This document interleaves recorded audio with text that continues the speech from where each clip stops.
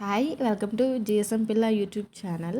Hi, రీసెంట్గా నేను లావ్ అయిపోయాను అనమాట. డ్రెస్సులు ఏమో టైట్ అయిపోయాయి. అయితే 2 డ్రెస్సులు నేను తీసుకొని వాటిని ఆ రెండింటినే యూజ్ చేసి సింపుల్ వేలో నేను ఒక డ్రెస్ లాగే కన్వర్ట్ చేస్తున్నాను. అది ఎలాగో చూసేయండి. ఇందులోనే మీకు బటర్ఫ్లై హ్యాండ్స్ కూడా ఎలా కట్ చేయాలి, ఎలా కుట్టాలి అనేది కూడా చూపిస్తాను, చూడండి. ఫస్ట్ చూపించిన డ్రెస్ని పార్ట్స్ అన్నీ డివైడ్ చేశాను. అండ్ ఇది వచ్చేసి కుర్తా అనమాట. దీన్ని యోక్ పార్ట్ ఉంది కదా, ఫస్ట్ చూపించిన ఆరెంజ్ డ్రెస్, ఆ యోక్ పార్ట్నే పెట్టేసి అది ఎంత పొడవైతే ఉందో అంతే కట్ చేసుకున్నాను. ఇందులో మిగిలిన పార్ట్ ఉంటుంది కదా, వీటిని నేను హ్యాండ్స్గా పెట్టుకుందాము అనుకున్నాను. ఈ పార్ట్లో మిగిలింది ఫ్రంట్ పార్ట్, బ్యాక్ పార్ట్ రెండు ఉన్నాయి కదా, సో రెండింటిని 2 హ్యాండ్స్కి యూజ్ చేద్దాం అనుకున్నా. బట్ అయితే నేను అనుకున్నాను ఒక మోడల్, అది కుట్టడానికి దానికి క్లాత్ సరిపోలేదు. సరే అని చెప్పి సైడ్లో మనకి స్టిచ్చెస్ ఉంటాయి కదా, అవి సపరేట్ చేసి అంబ్రెల్లా హ్యాండ్స్ పెడదాంలే, క్లాత్ సరిపోతుంది అని అనుకొని దాన్ని ఉన్న పార్ట్ని ఏదైతే తీసుకున్నానో దాన్ని హాఫ్కి ఫోల్డ్ చేసాం. దీన్ని 4 లేయర్స్గా ఇలా మడత పెట్టుకొని మనకి ఎంత పొడవైతే ఉందో దాన్ని తీసుకొని ఒక్కసారిగా రౌండ్ సర్కిల్ షేప్లో తీసుకోవాలన్నమాట. సో ఇలా ఫోల్డ్ చేసుకొని దాన్ని ఒక 8 ఇంచెస్ ఉంది ఇది. 8 ఇంచెస్ నేను మార్క్ చేసుకున్నాను చుట్టూరు. అంబ్రెల్లా కట్ చేస్తాం కదా అలాగా. సో కట్ చేసుకున్న తర్వాత మనకి సర్కిల్ షేప్ అనేది ఫామ్ అయిద్ది. ఇలాగే బ్యాక్ పార్ట్ను కూడా సేమ్ ఇలాగే కట్ చేసుకొని పెట్టేసుకుంటాము. అయితే దీనికే మళ్ళీ ఆరెంజ్ కలర్కి నేను హ్యాండ్స్ ఇచ్చాను కదా, ఆ హ్యాండ్స్ కూడా దీనికి యూజ్ చేస్తున్నాను. ఎందుకంటే 2 కలర్స్ కలిసాయి కదా, మ్యాచింగ్ అవ్వాలి అని చెప్పేసి 2 లేయర్స్ వేయాలి అంబ్రెల్లా కట్కి అనుకొని అది ఇలా నేను ప్లాన్ చేశాను అనమాట. నేను టాప్స్ని ఏది డిస్టర్బ్ చేయట్లేదు, జస్ట్ హ్యాండ్స్ని మాత్రమే పెడుతున్నాను కొత్తవి, అంతే. సో కట్ చేసుకున్న 2 సర్కిల్ షేప్స్ పార్ట్స్ని ఒకదాని మీద ఒకటి ఇలా హాఫ్కి ఫోల్డ్ చేసి ఒకదాని మీద ఒకటి పెట్టుకోవాలి. ఇప్పుడు మనం ఆర్మ్ హోల్ అనేది కట్ చేస్తామన్నమాట.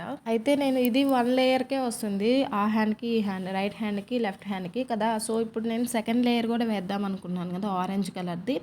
సో ఆరెంజ్ది ఆల్రెడీ హ్యాండ్ ఎంత ఉందో అంతే తీసుకున్నాను. కాకపోతే రెడ్ కలర్ మీద కొంచెం పొట్టిగా, ఇది ఫస్ట్ లేయర్ అనమాట. సో దాన్ని చూసుకొని కట్ చేశాను అనమాట. పొడవు ఎంత ఉంది, పొడుగుందా పొట్టుందా అని.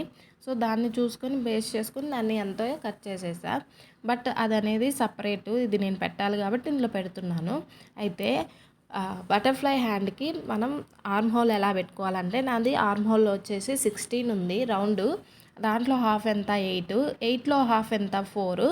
ఆ 4 అనేది కూడా సగంలో ఇలా నేను చూపిస్తున్నట్టుగా మార్క్ చేసుకొని ఒక సగం వైపే 4 ఇంచెస్ అనేది మార్క్ చేసి దాంట్లో ఇటుపక్క విడ్త్ 2 ఇంచెస్ పెట్టి ఆ 2 ఇంచెస్ని ఏదైతే మార్క్ చేసుకున్నామో దాన్ని సర్కిల్ షేప్లో ఇలాగా మార్క్ చేసి కట్ చేయాలన్నమాట. అక్కడ కూడా సర్కిల్ షేపు అయితే ఒకవైపు మాత్రమే రావాలి, ఇంకొకటి మనకి విడిగా ఉంటుందన్నమాట. దీన్ని విడదీస్తే ఇలా వస్తుంది. ఏదైతే తక్కువ భాగం ఉంది కదా అటువైపు ఓపెన్ చేశాను సంకకి. సో ఇదంతా కుట్టిన తర్వాత ఇలాగ ఫ్రిల్స్ లాగా పడిపోతాయి ఆటోమేటిక్గా. మీరు లైక్ కామెంటో పెట్టండి, నాకు అర్థం కావట్లేదు మీకు అర్థమవుతుందా లేదా అని. ఇప్పుడు 2 లేయర్స్ అయితే నేను చేసుకున్నాను. ఒకటేమో స్ట్రైట్ కట్లో ఉంది, బట్ నేను అడ్జస్ట్ చేసుకుంటా. ఇప్పుడు వాటిని 2 లేయర్స్ని కలిపి కుట్టేసుకొని తర్వాత యోక్ పార్ట్కి అనేది మనం సంక భాగంలో యాడ్ చేసుకోవాలన్నమాట. వీటన్నిటిని ఇప్పుడు నేను ఎలా యాడ్ చేయాలి అనేది స్టెప్ బై స్టెప్ చూపిస్తాను.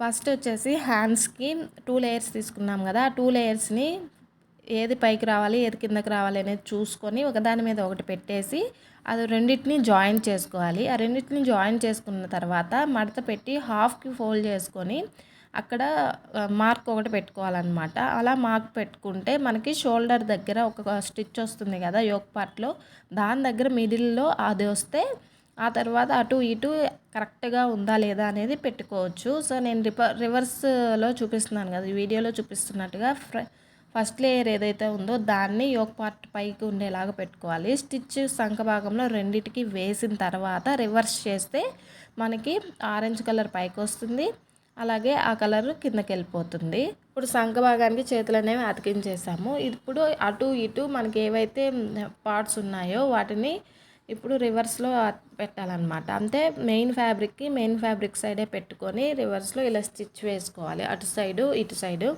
స్టిచ్ వేసిన తర్వాత మనం తిప్పేసామంటే కరెక్ట్ పైన ఏవైతే మెయిన్ ఫ్యాబ్రిక్స్ ఉన్నాయో అవి వచ్చేస్తాయి. సో స్టిచ్చింగ్ వచ్చిన వాళ్ళకి జస్ట్ ఐడియా ఉంటే చాలు ఇది.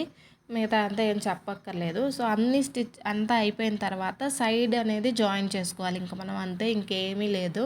ఎక్కడైనా మనం స్టిచ్ వేస్తున్నాము అంటే అక్కడ 2 స్టిచెస్ వేయండి.